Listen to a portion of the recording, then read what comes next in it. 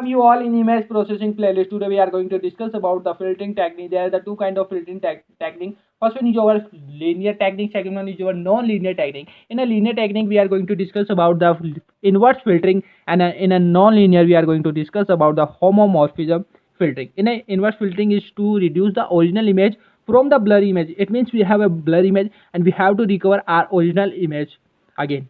So we have two methods. First one your thresholding, second one is your iterative. Thresholding, we have original image and we have a blur image. If we multiply these functions, we will get g of n1 n2.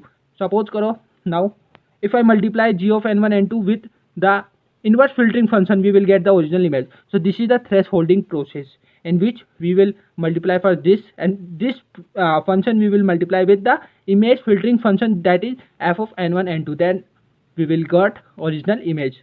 In an iterative procedure, there is something iterative. It will repeat again and again, again and again. See, f of 0 n1 n2 lambda g of n1 n2. Then for k plus 1 term, we have to do f of n plus lambda, then minus f of n for b. Multiply 2 times.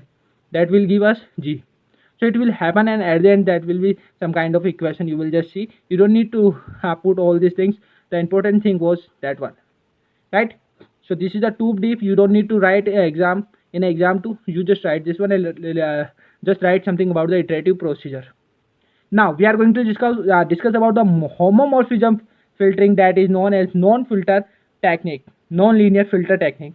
So formula of this one is f of x comma y, which is equal to I of x comma y dot r of x comma y. What is the I of x comma y? It is a illumination, okay? And your r is your reflectance, that is actually 0 to infinity, and this one is for 0 to 1. The actual diagram of this one, if I show you guys, it will look like this. The slope will go first like this, and then it will go straight at the position of y of x, right? Now see, now we have to find out the if we apply the homomorphism filter, we have to do something like in. What is the value of in? That is denoted by z of x comma y, which is equal to of ln f of x comma y. And what is the value of f x comma y? It is dot I x comma y dot r x comma y. If I do ln, then multiply will come into the plus, because the rule of logarithmic, right? After the calculation of in, you will calculate the dft, which is equal to of z of u comma v, which is equal to f of I u comma v and f of r u comma v. What is the value of h u of v? It is s of u of v, and you just have to multiply with z of u of v, that is calculated in dft.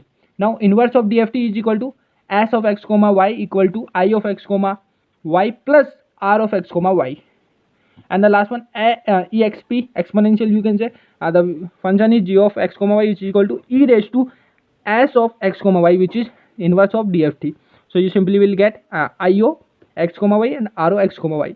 Why do we need to calculate this value? Because we are going to get the we are going to do the homomorphism filtering, so we need all these value, and in the finally we are going to get the see, this is your original value. It will go ln, then dft, then h of u comma v, then inverse of dft, then exponential, then finally you will get your filtering image.